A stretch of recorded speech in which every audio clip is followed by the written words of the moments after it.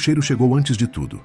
Couro velho, estrume fresco, poeira de caatinga levantada pelo casco. O cavalo bufou uma vez só, e o bafo quente dele foi a primeira coisa que Zé Preto sentiu naquela manhã em que o mundo desabou de mansinho, sem trovão, sem chuva, apenas com um papel dobrado e uma voz que não quis nem olhar nos olhos. Zé Preto tinha 43 anos, feitos no lombo de boi, nas cercas de arame farpado, no couro rachado dos dedos que nunca souberam o que era luva. Nasceu num sítio de 3 tarefas no sertão do Ceará, filho de Antônio Preto, que era filho de um homem que veio do Cariri fugindo de uma seca que durou tanto que as pessoas pararam de contar os anos e começaram a contar os mortos. O nome da família, ninguém sabia direito de onde vinha. Diziam uns que era apelido dado à cor da terra que cultivavam, outros que era a marca de um tempo que ninguém queria lembrar direito. Zé cresceu aceitando o nome como se aceita o formato da própria mão, sem perguntar, sem reclamar, só usando. Aprendeu a montar antes de aprender a ler. Aprendeu a ler o bicho antes de aprender a ler palavra. Seu pai lhe ensinava sem ensinar, com aquele método antigo de fazer juntos sem explicar. Pegava a mão do menino e colocava no flanco do animal. Ficava quieto. Esperava o menino sentir. Não dizia o que era para sentir, só esperava. E o menino devagar foi aprendendo a sentir o tremor antes do coice, a rigidez antes da queda, a respiração acelerada antes do pânico. Foi aprendendo a língua que não tem escrita, que não tem gramática, que se passa de mão para mão como uma ferramenta muito antiga. Aos 18 anos foi trabalhar no rancho Três Irmãos, que ficava a 42 quilômetros de onde nasceu, numa estrada de terra que virava lama no inverno e pó vermelho no verão. O rancho era grande, 400 cabeças de gado, cavalhada, uma plantação de milho que servia mais de símbolo do que de sustento. O dono se chamava Raimundo Holanda, um homem de 50 e tantos anos que herdou a terra do pai, que herdou do avô, numa cadeia de possessão que nunca foi posta em dúvida porque nunca precisou ser. Raimundo não era mau, isso é importante dizer. Não era mau da maneira que os vilões são maus nas histórias que as pessoas contam para simplificar o que é complicado. Era um homem com medo de perder, e esse medo o fazia fazer coisas que um homem sem medo não faria. Tratava os vaqueiros com uma cordialidade que tinha sempre uma distância embutida, como quem sorri pelo vidro da janela do carro. Zé Preto ficou no rancho por 21 anos. 21 anos de sol antes das 5 da manhã. 21 anos de mãos no gado, de cerca remendada, de bicho parido na madrugada com a chuva fina batendo no telhado de zinco do estábulo. Não tinha carteira assinada. Isso era assim. Nunca foi diferente. Morava num quarto atrás da sede, um cômodo de bloco sem reboco com uma cama de solteiro, um ventilador de teto que rangeu por tanto tempo que o rangido virou silêncio e uma foto da mãe morta pregada na parede com um prego torto. Comia na casa grande às vezes, mais vezes comia sozinho.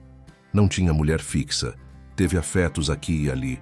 Nada que ficou porque nada que fica consegue ficar quando a pessoa não tem endereço que seja seu. O que ele tinha era o trabalho. E dentro do trabalho havia uma coisa que ninguém conseguia tirar dele. O jeito.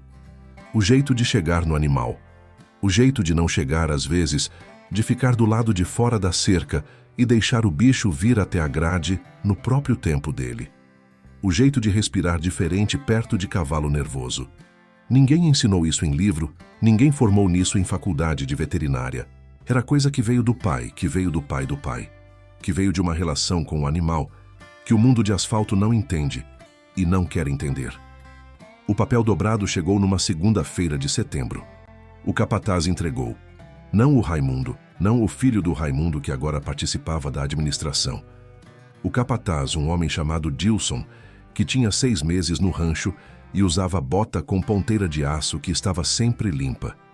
O papel dizia que o rancho ia passar por reestruturação, que ia terceirizar os serviços de lida com o gado, que agradecia pelos anos de dedicação. A palavra dedicação estava sublinhada, como se sublinhá-la pudesse pesar mais do que o que ela valia. Zé Preto leu o papel 2 vezes, lento.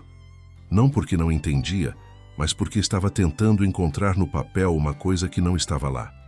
Uma razão que fizesse sentido humano, não sentido de planilha. Não encontrou. Dilson disse que poderia ficar até o fim do mês. Disse que o Raimundo lamenta muito. Disse isso sem o Raimundo estar presente para lamentar. Disse também que, como não havia contrato formal, não havia indenização legal, mas que o patrão, como gesto, ia deixar Zé Preto escolher um animal da cavalhada para levar. Qualquer um, exceto os 3 que tinham pedigree registrado. Qualquer um dos outros. Zé Preto olhou para o pasto. A cavalhada estava solta no campo de baixo, 20 e poucos animais. Ele os conhecia todos pelo nome, pelo temperamento, pela história. Sabia qual tinha nascido de parto complicado, qual tinha levado coice de boi quando era potro, qual tinha medo de cobra, qual não tinha medo de nada. Ficou um longo tempo olhando sem falar. Dilson esperou com a impaciência de quem tem mais coisas para resolver. Então Zé Preto apontou. Apontou para o canto mais distante do pasto, onde um animal escuro estava sozinho, separado dos outros por uma distância que os próprios cavalos impõem quando não querem companhia de certo bicho. O nego velho era como Zé chamava ele. Oficialmente não tinha nome, porque ninguém tinha se dado ao trabalho de registrar. Era um manga larga marchador de uns 7 anos, pelo tordilho escuro quase preto, crina embaraçada, cicatriz antiga no ombro esquerdo de uma cerca que ele atravessou um dia que ninguém viu como. Media uns 155 centímetros na cernelha, bem dentro do padrão da raça, mas ninguém olhava para ele para ver o que a raça prometia. Viam só o que ele fazia, que era não deixar ninguém montar. Dilson olhou para o animal e depois olhou para Zé Preto com um tipo de expressão que estava tentando não parecer o que era desprezo disfarçado de preocupação. Disse que aquele animal era chucro, que ninguém nunca tinha conseguido montar, que inclusive tinha derrubado 2 peões e mandado um para o hospital com costela trincada. Disse que não valia nada como animal de trabalho. Disse que Zé podia escolher outro, um mais manso, mais útil. Zé Preto disse que queria aquele.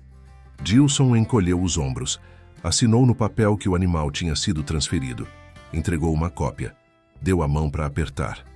Zé Preto apertou. Guardou o papel no bolso de trás da calça, foi buscar suas coisas no quarto atrás da sede. Num saco de estopa cabiam 21 anos. 3 camisas, 2 calças, um par de botina sobressalente, o retrato da mãe, um canivete que foi do pai e uma bíblia que ele nunca leu, mas também nunca jogou fora.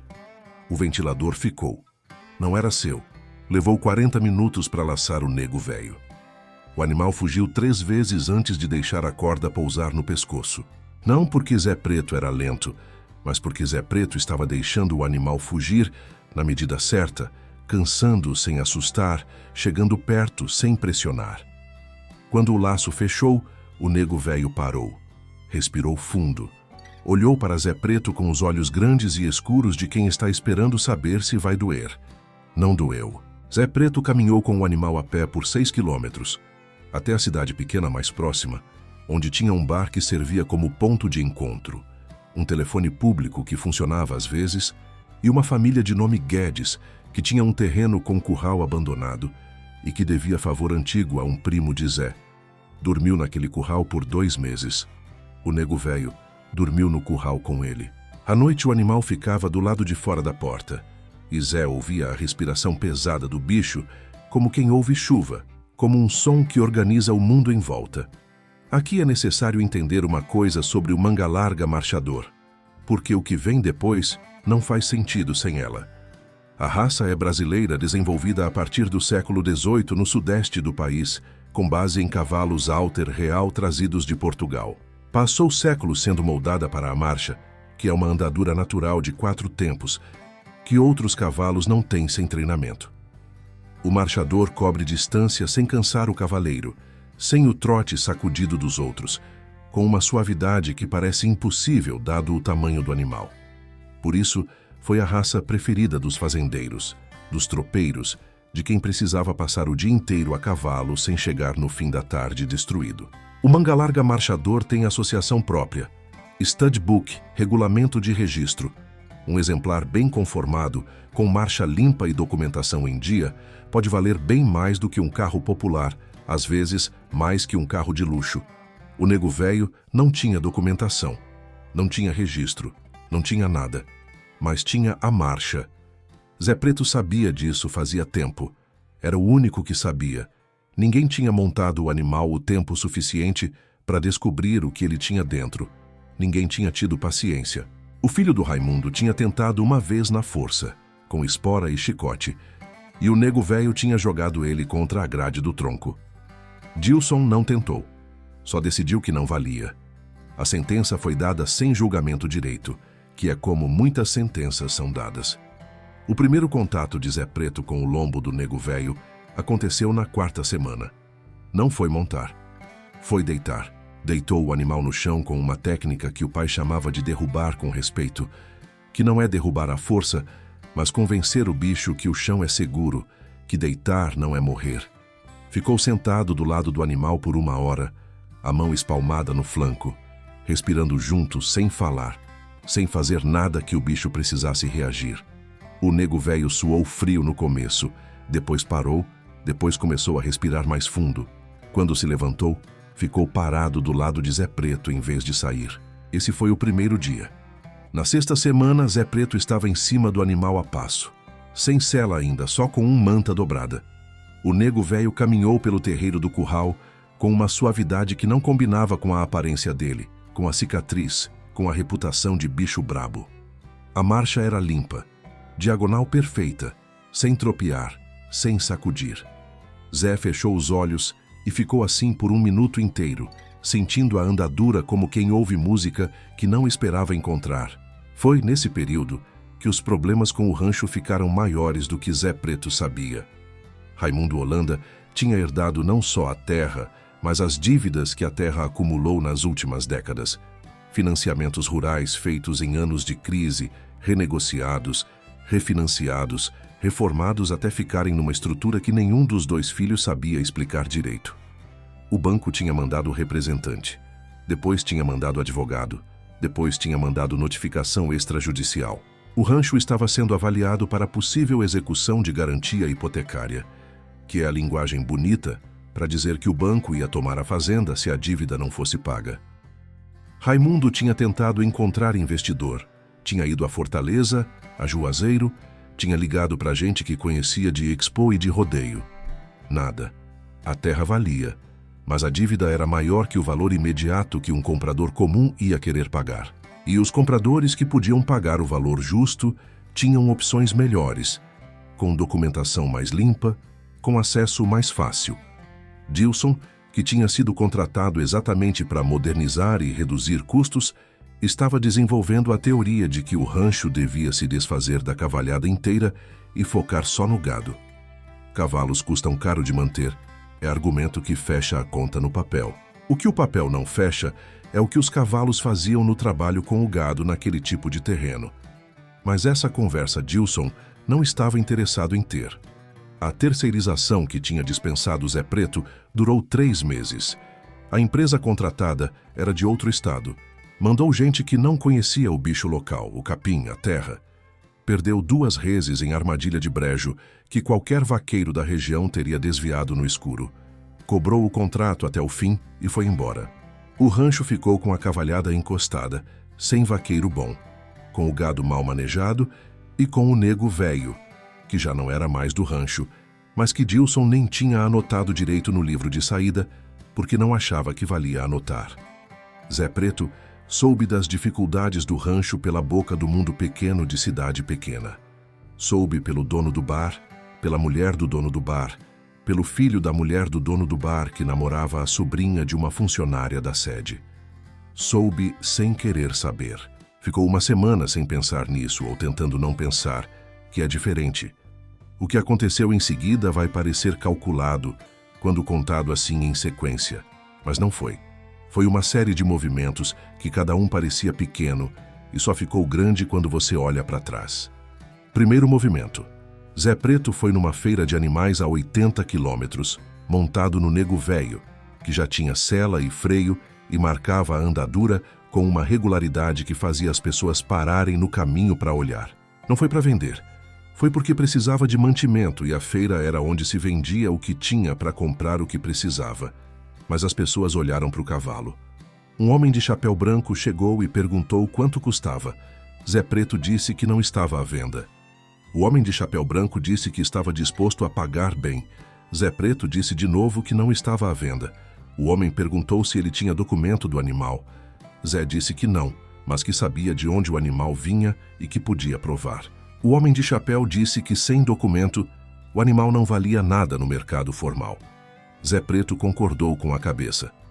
E não vendeu. Na volta, Zé Preto parou na beira da estrada de terra vermelha que descia para o rancho. Ficou olhando para o portão de madeira e ferro que tinha o letreiro pintado à mão. 3 irmãos, as letras desbotadas pelo sol de 21 anos. O nego velho ficou parado do lado dele. O sol estava caindo. A sombra dos dois juntos se esticou pela poeira da estrada. Segundo movimento, Zé Preto procurou um advogado.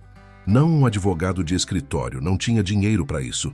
Procurou um rapaz que atendia na Defensoria Pública do município, um jovem de uns 28 anos, com pasta cheia de papel e ar de quem está sempre cansado, mas nunca desistiu de ser útil. Contou a história.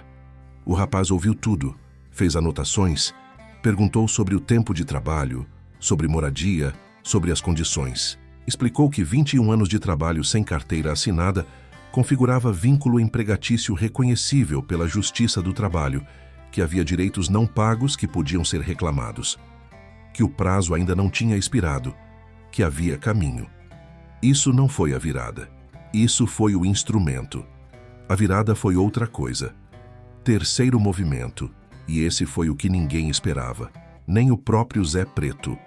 Ele foi até o rancho, não para brigar, não com advogado, não com papel. Foi de manhã cedo, sozinho, a pé. Deixou o nego velho amarrado na sombra de uma catingueira a 300 metros do portão. Entrou pelo portão que estava aberto porque o porteiro novo não era assíduo. Encontrou Raimundo Holanda sentado na varanda da sede, com uma cuia de café que ele não estava bebendo, só segurando, olhando para o nada com o olhar de quem está fazendo conta que não fecha. Raimundo olhou para Zé Preto sem espanto. Não chamou segurança, não chamou o Dilson. Apenas ficou olhando. Havia nos dois uma espécie de cansaço compartilhado que dispensava a hostilidade. Zé Preto sentou no degrau da escada sem ser convidado. Ficou calado por um tempo. Depois disse apenas: "O gado do Brejo Grande está sofrendo de tristeza parasitária. Consigo ver pela distância da cerca. Ninguém está tratando." Raimundo piscou. Perguntou como ele sabia. Zé disse que sabia. Disse que havia umas coisas que ele podia ajudar a resolver, se o Raimundo quisesse. Não disse mais do que isso. Não falou de dívida, não falou de expulsão, não falou de papel. Não era hora de falar disso. Raimundo ficou olhando para ele por um tempo longo, então levantou e disse que ia buscar mais café. Zé Preto ficou trabalhando no rancho por 62 dias sem contrato novo, sem combinar valor, sem assinar nada. Tratou o gado do brejo, reorganizou o manejo, treinou 2 jovens da região que o Raimundo tinha contratado às pressas e que não sabiam nada, mas queriam aprender. Zé ensinou sem explicar muito, do mesmo jeito que o pai ensinou, fazendo junto, esperando o outro sentir. Numa tarde de novembro, enquanto trabalhavam num piquete de separação de bezerros, um dos jovens perguntou como Zé sabia que o boi ia tentar subir na cerca antes de o boi subir. Zé ficou pensando na resposta por um bom tempo. Depois disse que era o jeito que o animal pisava, que quando o bicho ia entrar em pânico, o peso ia diferente para o casco dianteiro, que dava para sentir no chão, se você estivesse prestando atenção no chão. O jovem ficou olhando para o chão por um longo tempo, tentando sentir alguma coisa. Foi nessa semana que o banco mandou o aviso final. O rancho ia a leilão em 45 dias se a dívida não fosse quitada ou renegociada com garantia real adicional. A garantia que o banco queria era um aval de terceiro com patrimônio comprovado ou um pagamento de entrada de 30% do valor da dívida. O valor era alto. Não era impossível, mas era alto o suficiente para parecer impossível se você olhasse só para dentro do problema. Zé Preto foi ao banco. Não com o Raimundo, não com o advogado. sozinho. O gerente recebeu porque não tinha como não receber um homem que entrou pela porta e pediu para ser atendido. Zé colocou na mesa um papel que tinha feito com a ajuda do rapaz da defensoria. O papel calculava o valor dos direitos trabalhistas de 21 anos sem registro, incluindo FGTS não depositado, férias não pagas, 13º, horas extras estimadas, aviso prévio proporcional. O total chegava a um número que o gerente olhou de novo e perguntou de onde tinha saído. Zé explicou tranquilamente. Disse que tinha direito a entrar com ação trabalhista, que provavelmente ganharia, que o valor seria penhorado do patrimônio do rancho, que isso complicaria ainda mais a situação do banco com o imóvel. Disse isso sem ameaça, com a mesma voz que usava para falar de gado. Então disse que havia outra possibilidade, que havia um comprador interessado no rancho, que o valor coberto poderia quitar a dívida, que ele precisava do banco para facilitar a negociação e aceitar a proposta antes do leilão. O gerente perguntou quem era o comprador. Zé Preto disse o nome.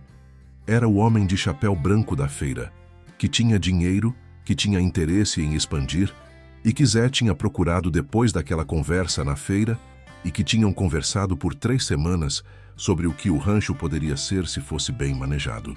O homem de chapéu, que se chamava Euclides Távora, e tinha cabeça fria e dinheiro de negócio de exportação de couro, tinha interesse real, mas queria garantia de que o gado estava em bom estado e que o manejo podia ser sustentado. Era exatamente o que Zé Preto tinha passado 62 dias fazendo sem que ninguém pedisse. A negociação levou 23 dias. Não foi simples. Teve papel, teve advogado dos 2 lados, teve contador, teve veterinário contratado pelo Euclides para avaliar o rebanho. O veterinário era jovem, formado em Fortaleza, e fez seu laudo com terminologia técnica e tabelas de condição corporal. O laudo era bom. O gado estava bem. Tinha cicatriz de mau manejo passado, mas estava se recuperando. O veterinário não sabia, e não tinha como saber, que o que ele estava vendo no laudo era 62 dias de trabalho de um homem que não tem diploma, mas tem o peso do boi na sola da bota. O Raimundo vendeu o rancho. Não tinha escolha, mas também, no fim, não estava com raiva de não ter. Assinou os papéis com um cansaço que parecia alívio disfarçado. Cumprimentou Zé Preto com um aperto de mão que durou mais que os outros apertos de mão que os dois tinham trocado na vida. Não disse nada além disso. Às vezes o aperto de mão é a fala. A parte que ficou de fora dos papéis, negociada à parte, num acordo separado que o advogado do Euclides redigiu num parágrafo simples, era o seguinte: Zé Preto entrava como sócio administrador do rancho com participação de 12%, em troca de abrir mão da ação trabalhista e de permanecer como responsável pela lida com o gado pelo período mínimo de 5 anos. O acordo incluía casa na propriedade, salário fixo registrado e um aditivo específico que Zé pediu pessoalmente e que o advogado achou incomum, mas não questionou: o direito de manter o cavalo tordilho escuro no pasto do rancho, com todas as despesas cobertas, independentemente de qualquer decisão futura sobre a cavalhada. O Euclides concordou sem negociar esse ponto.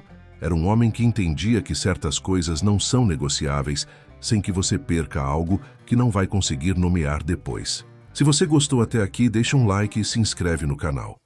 As histórias que o sertão guarda são muitas, e a gente ainda tem muito chão para percorrer juntos. A noite em que os papéis foram assinados, Zé Preto voltou ao rancho pela primeira vez como parte do que ele era. Não entrou pela sede. Foi direto para o pasto de baixo, onde a cavalhada nova que o Euclides estava formando já estava solta. O nego velho estava no canto, sempre no canto.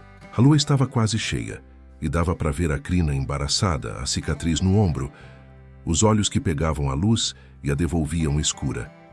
Zé Preto abriu o portão do pasto. Entrou. Caminhou devagar, sem se apressar. O nego velho levantou a cabeça, as narinas se abrindo. Não recuou. Ficou esperando.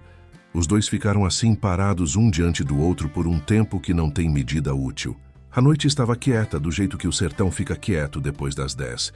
Um silêncio que não é ausência de som, mas é todos os sons se organizando ao mesmo tempo.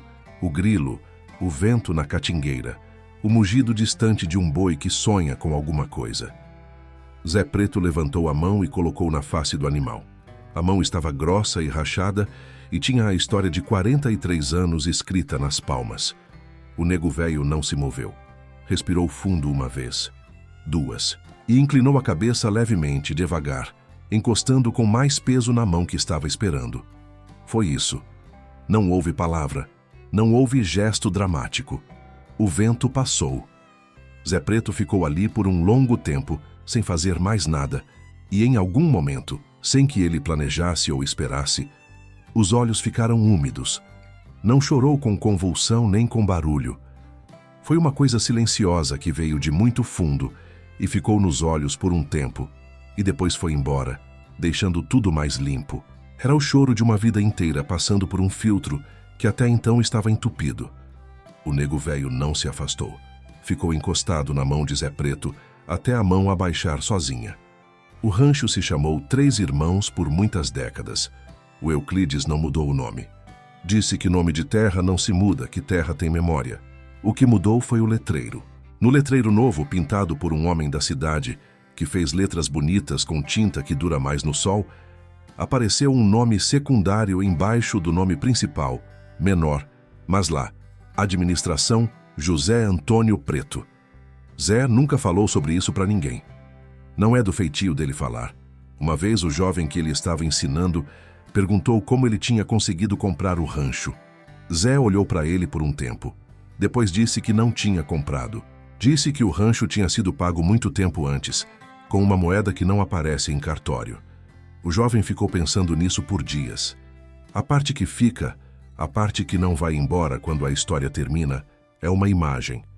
É um homem de chapéu surrado numa estrada de terra vermelha, montado num cavalo tordilho que tem cicatriz no ombro e crina que ninguém nunca se deu ao trabalho de pentear.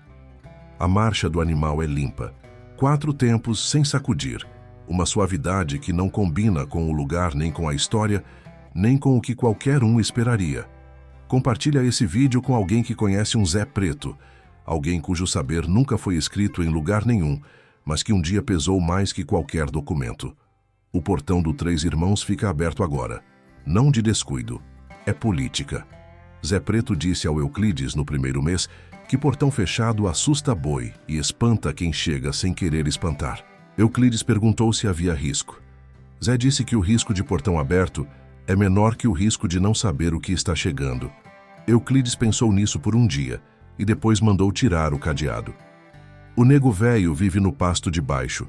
Tem 6 anos mais do que tinha quando saiu do rancho pela primeira vez, no laço de Zé Preto, a pé, numa tarde de setembro com o mundo desabando de mansinho. A crina ninguém penteia. A cicatriz no ombro está mais clara agora, quase branca. Visível de longe quando o sol pega de jeito. Os veterinários novos que passam pelo rancho às vezes perguntam sobre o animal, sobre a raça, sobre o potencial de reprodução. Zé Preto ouve as perguntas com a paciência de quem ouviu muito. Responde o necessário. Não explica o resto. O resto fica no gesto de colocar a mão na face do cavalo numa noite de lua quase cheia, enquanto o sertão organiza seus sons e o grilo canta e o mundo segue girando sem saber que acabou de girar diferente. O letreiro na entrada do rancho começa a desbotar nas bordas. O sol faz isso com tudo que é pintado, mas o nome está lá e vai ficar enquanto alguém se der ao trabalho de repintar. E sempre tem alguém que se dá ao trabalho de repintar o que vale.